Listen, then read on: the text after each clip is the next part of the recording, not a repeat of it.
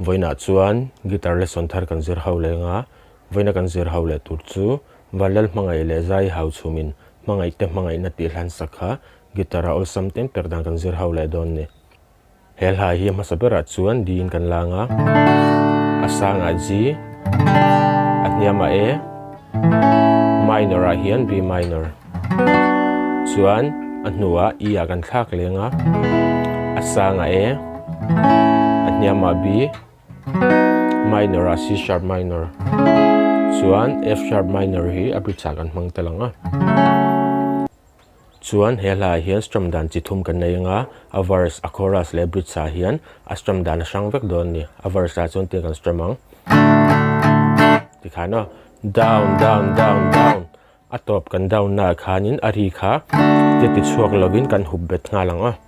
tikhan down down down down down down down down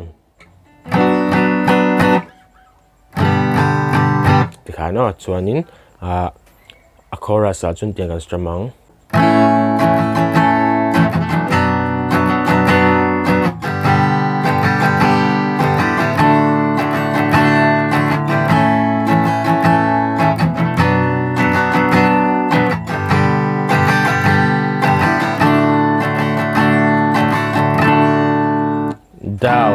down up tikhana down up down up down up down up tikhana chorus a chung kan zom char charang chuan a bridge chu tian a kalang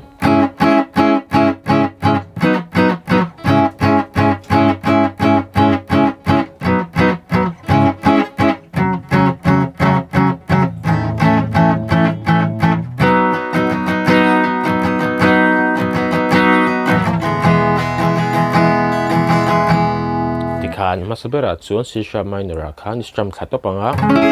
chuan iti top nga lang ari khamo tian entirnan C sharp minor kam heta chuan C sharp minor met reng chungin I thlang ti hian tian ni rest topang engma a freta kai zuk met lawang a tikhan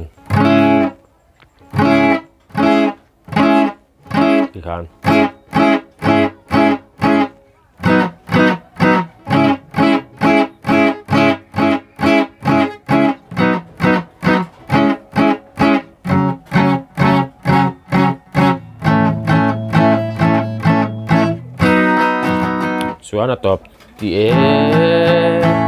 makadi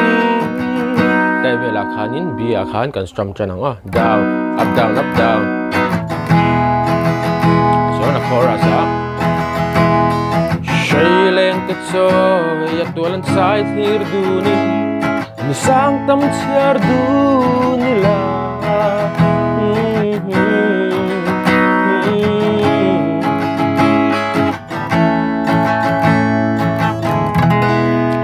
kan strum don ni chuan tikhan khami strumming pattern pathum karon soi ho nen khanin helha hi chu chuak vek don ti ha kan shadon nia chuan a hlamiling karon play mil lengan shia thiam le zual nan uluk don lo ngai thale cheu don nia